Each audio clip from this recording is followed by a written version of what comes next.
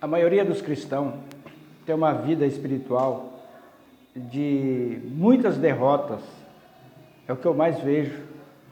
Por que será que eles vivem uma vida espiritual de derrota, embora eles são devotos, fervorosos, mas na hora que precisa ter a luta espiritual, eles são derrotados. Eles são derrotados porque eles desconhecem o mundo espiritual e às vezes eles separam o espiritual do material, ou não sabem discernir nenhum nem outro. Algumas vertentes teológicas falam que não devemos espiritualizar tudo, mas devemos separar o material do espiritual.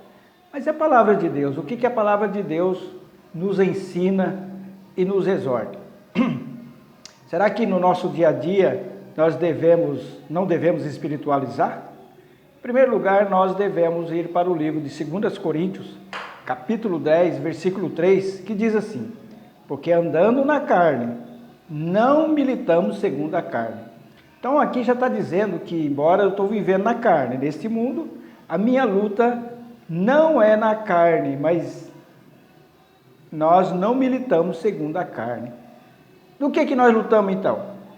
Para nós entendermos, nós devemos ir para o livro de Efésios, capítulo 6, versículo 12. Porque não lutamos contra carne e sangue, mas contra os principados, contra as potestades, contra os príncipes das trevas deste mundo e contra as hostes da maldade nos lugares celestiais. Meus amigos, meus irmãos, como será que é isso? A origem da nossa luta. Mas quando nós temos as nossas lutas, são pessoas do nosso lado, são parentes, são amigos, são chefes, são no emprego, eles que causam a tribulação. Como é que nós vamos entender isso? Para nós entendermos, o livro de Gálatas lança luz, que diz assim, capítulo 4, versículo 29. Mas, como então aquele que era gerado segundo a carne, quer dizer, o homem natural, perseguia o que era segundo o Espírito, assim é também agora. Estão entendendo agora? As pessoas que não se converteram, que nasceram de modo natural, não receberam a palavra de Deus. Eles vão perseguir, segundo esse texto, aqueles que nasceram de novo, que foram gerados pelo Espírito. Entenderam? Então, as pessoas vai perseguir, mas por detrás deles existe quem? As hostes espirituais nos lugares celestiais. Em Efésios 2:2 diz assim: em que noutro tempo andasse segundo o curso deste mundo. A palavra de Deus fala que o mundo jaz no maligno. E segundo o príncipe das potestades do ar, o espírito que agora opera nos filhos da desobediência. Aquele que nasceu de modo natural, ele é filho da desobediência. Certa vez, morava num local, aí tinha um vizinho, e todo dia era uma perturbação, aquela briga gritalhada, ele e a esposa dele, debaixo da minha janela. Dava vontade de chegar lá e se meter naquela briga e partir para o natural, né?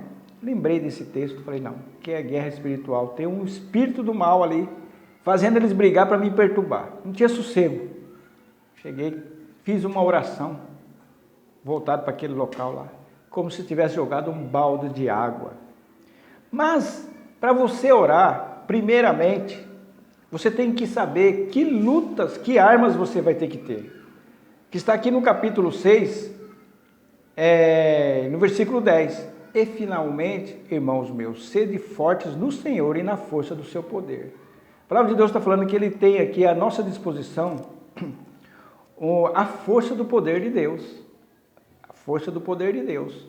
E no 11 ele vai falando, revesti-vos de toda a armadura de Deus para que possais estar firmes contra as astutas ciladas do diabo. Quer dizer, o diabo vai usar aquele que nasceu de modo natural para te afligir no teu trabalho, até o marido, até a esposa, até filho que não é nascido de novo, ele vai te afligir. Aí você vai usar o mundo, a luta de Deus, as armaduras de Deus. E aí no versículo 13, tomai toda a armadura de Deus, para que você possa resistir naquele momento mal, naquele dia mal. Está falando aqui, cingir com a verdade e a couraça da justiça, preparação do evangelho da paz, o escudo da fé, o capacete da salvação e a espada do Espírito, que é a palavra. E aí depois vem a oração. Muita gente vai orar sem estar revestido, por isso que fracassa.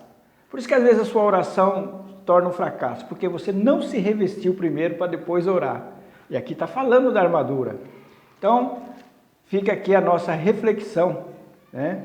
A reflexão que nós devemos espiritualizar tudo sim, porque nós andamos na carne, mas não lutamos segundo a carne. Que Deus possa te abençoar, possa te iluminar através desta palavra.